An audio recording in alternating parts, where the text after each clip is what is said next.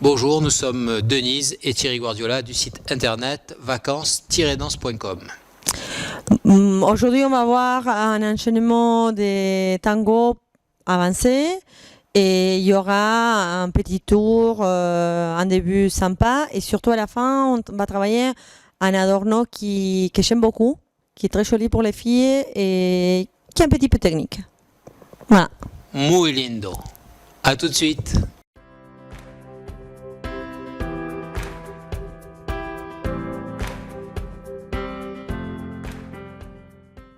Très bien, nous allons commencer comme une salida 40 avec une base croisée. Et on va faire une petite saccada qui va amener la fille sur des 8 arrières. Juste pour s'échauffer, pour commencer tranquillement et pour pouvoir bien vous expliquer la suite qui sera plus difficile. Alors nous allons commencer par un pas latéral, plus grand qu'elle, puisque c'est une salida 40. Et au deuxième appui, je vais rentrer ma jambe. Rentrer ma jambe pour lui guider des 8 arrières. Ok, et on repart tranquillement avec le pied droit pour les garçons. Donc ça donne pas à côté, changement d'appui pour le garçon, pas pour la fille. Je rentre mon pied, ocho, sortie pied droit. Du coup, il est en train de me guider comme une salida, comme quand on va croiser, mais il m'empêche. Il m'empêche que je croise. Normalement, quand je dois croiser, il me fait partir la jambe. Donc, il est en train effectivement d'éviter ces croisés. La bonne technique pour une bonne danseuse, c'est que quand il me chasse la jambe, je peux la laisser partir un peu, mais juste après, pendant mon pivot, il faut que je fasse et que je resserre les chevilles en fait, que je fasse mon pivot, les chevilles resserrées. Ce n'est pas une bonne technique si je pars de là et que je fais ça. Ça, c'est pas bon, mon axe, il tombe. Si je fais de là, ça, et je fais ça, j'arrive avec lui et je lui tire pas, etc. C'est la grande différence entre une danseuse qui suit et une danseuse qui a travaillé sa technique. Donc, je vous invite à bien les faire. Pour les garçons, c'est la même chose. Il y a une différence entre le bon danseur qui va faire la saccada, qui va resserrer ses appuis et qui va guider après, et le danseur qui ne sait pas trop danser, qui fait la saccada et qui va de suite. Ok, c'est pareil, la technique femme, la technique homme, Ils sont souvent similaires, oui. Je ne dis pas de vous inscrire au cours de technique femme, messieurs, mais c'est la même technique. On utilise la même technique. Parfois, il y a des garçons qui suivent la technique des femmes et ça ne les fait pas du mal. Hein. Ouais, moi ça arrive. J'en ai beaucoup fait, beaucoup. Alors, pas à côté, je glisse. Et je sors pied droit. J'évite de sortir dans les rails, parce qu'on ne sait jamais. Si elle a changé de pied, si je me suis trompé, je passe à côté, au moins je suis sûr de ne pas me tromper. C'est élégant et surtout il évite toute possibilité d'accident. Si je ne me trouve pas où il pense et du coup il vient vers moi, c'est mes orteils qui vont payer. Par contre, s'il cherche toujours à côté au niveau de mon épaule, il est tranquille que là, et il a l'espace du coup. Voilà. On vous le montre en musique, vous entraînez un petit peu, là c'est vraiment pour s'échauffer, normalement ça vous devez savoir le faire. Et on vous dit à tout à l'heure.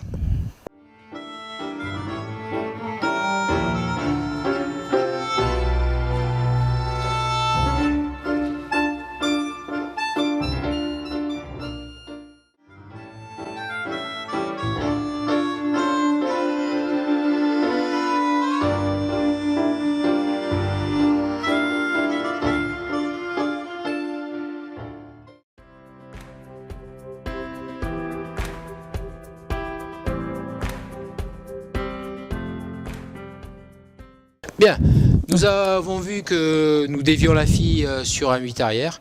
Je vais profiter de faire ma saccada et ensuite d'avancer pied gauche pour lui guider un tour. Ok? Donc, pied gauche, je vais ouvrir l'épaule gauche vers l'arrière, le buste, et je vais tourner. Je vous rappelle que ce qui me guide en tour, c'est pas ses bras qui me poussent, c'est le fait qu'il ouvre. S'il ouvre par là, je vais m'engouffrer, je vais tourner par là. S'il ouvre par là, je vais aller par là. Il faut vraiment qu'il pense que c'est sa rotation du buste qui m'invite à tourner. Et c'est pas l'effet de me pousser. On voit trop souvent des gens qui poussent et c'est dommage parce qu'on n'a pas besoin de ça, les filles. Voilà. Et voilà, donc on va vous montrer. Pas latéral, plus grand qu'elle, j'avance le pied gauche. Je fais ma petite saccada et là je vais poser mon pied à côté d'elle et guider un tour pour pouvoir repartir pied droit. Que fait la fille au niveau des pas? Oui. C'est la routine, hein? C'est la routine, ce n'est pas un tour très difficile parce qu'on est assez proche quand même. La partie la plus dure, toujours dans les tours, c'est les 8 arrières. Et là, il se trouve que j'étais là, il m'a balayé, donc il m'a fait une saccada pour que je pivote. Donc du coup, les 8 arrières, c'est déjà fait. À partir de là, c'est facile, c'est côté, avant, côté. Et on se retrouve dans la ligne du bal. C'est pas très technique du coup, parce que c'est la partie la plus simple du tour, côté avant côté, vu qu'on a déjà fait les pas arrière.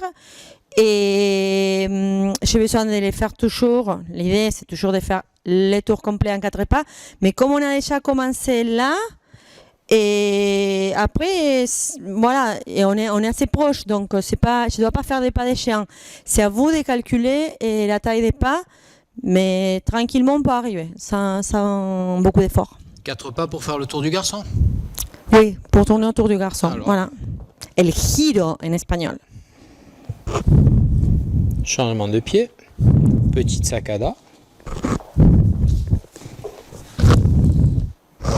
Et je repars. On va vous le montrer de l'autre côté. Oui. Du coup, comme toujours, je vous rappelle, dans les tours, j'allège la pression que vous pouvez avoir dans la main. Moi, je pense toujours à alléger, mais comme on reste très proche, ma main, elle ne bouge pas beaucoup. C'est quand même pas des pressions, parce que si en plus j'ajoute une pression, évidemment, je peux lui faire toujours mal au dos. Pas à côté, je change de pied, la saccada. 1, 2, 3, 4. Je me suis allégé le pied droit pour pouvoir repartir pied droit. Quand vous êtes à la saccada, il suffit de tourner et de pouvoir repartir pied droit. Ça il faut s'entraîner. C'est-à-dire ici, je suis capable de faire un tour, je suis capable de faire un demi-tour. Tout ça, c'est un entraînement. On peut le faire à la maison sans problème.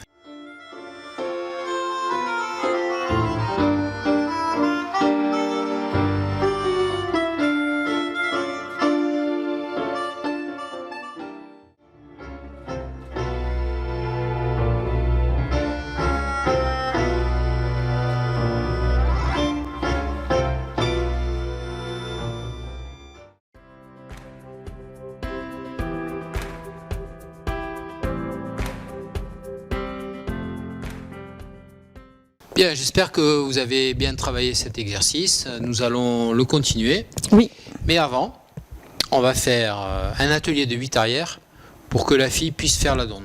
Tout à fait. On le montre dans ce sens? Oui. Ouais, d'accord. Donc, pour l'atelier, on va faire un pas avant pied gauche, guider 8 arrières. Donc là, je reste sur la même ligne, je suis sur une ligne horizontale, on va dire, au perpendiculaire au bal. Et là, je vais le faire un petit peu en reculant. Donc là, je vais profiter qu'il va doucement. Je vais lever ma jambe du même côté et qu'il arrive. Donc, je suis croisée. Je ne suis surtout pas comme ça. En plus, je peux lui mettre un coup de genou. Je suis toujours en train de serrer mes adducteurs. Les adducteurs sont ici. Je serre. C'est comme si je serre quelque chose entre mes jambes. Donc, c'est à ce niveau que je vais venir chercher ma jambe pour la faire monter. Si vous avez des collants, pensez à avoir toujours les pieds un petit peu plus loin pour pas casser vos collants avec la boucle de votre chaussure. Sinon, vous pouvez traîner, il n'y a pas de problème. Une fois que j'arrive là, je vais changer. Donc, quand je suis en non, quand mon pied est plus ou moins au niveau de mon genou ou un peu plus bas, je vais changer de côté et là, je vais pivoter, je vais descendre en croisé. Donc, j'essaie d'étirer ma jambe gauche. Et je suis prête à partir dans ce qu'il veut. Donc, à vrai dire, c'est un adorno qui a deux parties. La première partie, c'est j'arrive avec ma jambe et je monte. Une fois que j'ai monté, je change. Et la deuxième partie, c'est que je pivote en étirant. Voilà, pour vous les montrer des dos. J'arrive là, je ralentis, je monte. Donc vous voyez que mon pied est de ce côté. Je change de côté et c'est là que je vais venir chercher les croisés. Les croisés, je vous rappelle, moi j'essaye toujours d'avoir la jambe qui est derrière étirée. Donc je vais chercher à faire comme un petit trou avec la jambe de devant. La jambe de devant, elle se soulève un petit peu les talons pour pouvoir fléchir. Comme ça, la jambe de derrière, elle rentre bien étirée. Elle s'engouffre là. Si je suis étirée de jambe, je ne peux pas rentrer autant que si je fléchis. Mais je ne fléchis pas en descendant, je fléchis en remontant les talons. Et c'est comme ça que je laisse la place à la jambe gauche pour rentrer. Voilà, il faut le pratiquer un petit peu. Ça, on peut le pratiquer tout seul avec une chaise. On se tient un petit peu et on fait cette geste. Là, on change. Et quand on est là, on change. C'est là surtout qu'on a besoin d'avoir l'équilibre. Et après, on étire. Vous pouvez le pratiquer sans les pivots d'abord et après avec les pivots. Voilà. Et surtout, rappelez-vous toujours de bien croiser. Bien croiser un genou et dépasse l'autre en fait. Il est devant l'autre. Il n'est pas à côté comme ça. C'est toujours comme ça. Voilà. Bien, une fois que vous l'avez pu le travailler, vu les détails avec Denise, on va le voir avec le garçon évidemment, puisque c'est sur le derrière. Donc il y a un pas avant, un 8 arrière normal, un pas glissé, en reculant un petit peu. Je prends mon temps pour guider et je repars. À vrai dire, vu que je le fais en glissant et en ralentissant en allant vers l'arrière, je suggère à la fille d'adorner. Je ne lui demande pas d'adorner. Mais normalement, elle va s'apercevoir qu'elle a la place pour adorner à ce moment-là. Oui, ça c'est un adorno que je peux placer uniquement si les garçons me laissent le temps. Mais à n'importe quel 8 arrière où les garçons me laissent le temps, je pourrais les faire. C'est beaucoup plus facile de les placer de ces côtés, parce que c'est les côtés qu'on est ouverts de l'abrasso, que d'essayer de les placer quand on est de l'autre côté, parce que là, on est très serré et je vais avoir ça va être presque impossible de ne pas lui donner un coup de chez nous. On est trop serré de ces côtés. Donc, moi, je conseille toujours de les faire uniquement quand on recule jambe droite et pas dans l'autre sens, à cause de la symétrie de l'abrasso. Voilà. Mais si vous voulez les messieurs que les filles adornent, il faut, comme dit Thierry, vous nous laisser un petit peu d'espace. Pour que les garçons puissent le réaliser, nous allons le voir maintenant de l'autre côté. 8 arrière normal. 8 arrière en reculant un petit peu et en glissant. Je guide tout doucement et après je repars. Voilà, on vous invite à le travailler. Petite pause musicale, on va vous le faire en musique évidemment. Oui. Et à tout de suite pour le grand final.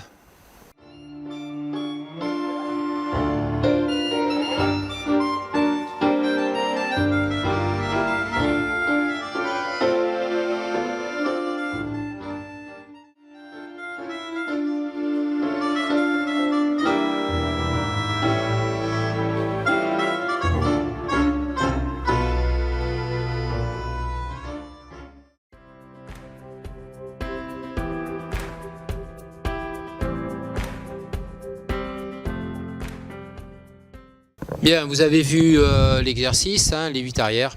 Les 8 arrières, on va les faire à la suite du tour. On va guider le tour et on va profiter de son pas latéral, puisque juste après son pas latéral, dans ce cas-là, il y a le pas arrière.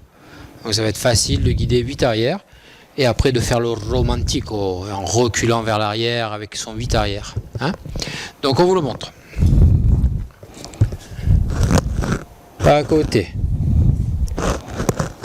La sacada, je fais un appui, je tourne, et là je peux faire 8 arrière normal, 8 arrière glissé,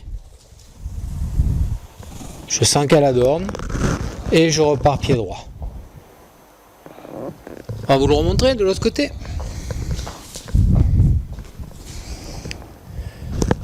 Pas à côté, comme une salida 40, La petite saccada, je guide le tour, je profite de son appui ici pour faire un 8 arrière, glisser, romantico, et je repars.